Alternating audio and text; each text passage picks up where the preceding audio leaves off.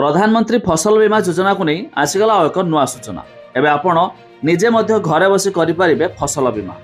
देखंतु पीएम फसल बीमा योजना चाषी खुशी खबर। एवं निजे करें फसलर बीमा करने को बही काम। आसतु संपूर्ण अपडेट जानिबा। जदि आपण जड़े चाषी होते तेज यह आपण बड़ गुरुत्वपूर्ण। ता पूर्व वीडियो को लाइक करूँ, सब्सक्राइब करनथिले एवं सब्सक्राइब करी पाखर थिबा घंटी चिन्ह को दबाई दिंतु। प्रधानमंत्री फसल बीमा योजना अधीन चाषी एक बड़ खुशी खबर। एवं चाषी माने निजे ऑनलाइन माध्यम निज फसलर बीमा करें।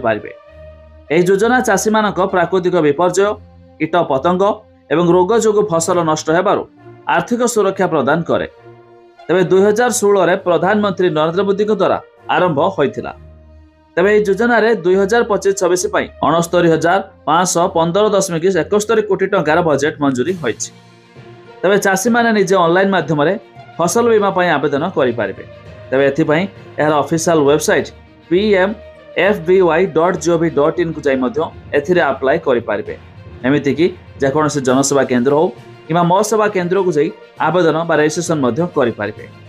तेबे एथिପାଇଁ आपण जमी मालिकाना रेकर्ड अर्थात खतियान, बैंक पासबुक रो कॉपी, पासपोर्ट साइज फोटो आपण माने फसल बीमा आवेदन करि पारिबे। तेबे फसल बीमा योजना पई एबे आसीगला एक बड़ अपडेट। जदि आपण भी मध्य चाषी होइथिबे एही काम निहाती भाबरे कराइ नियंतु।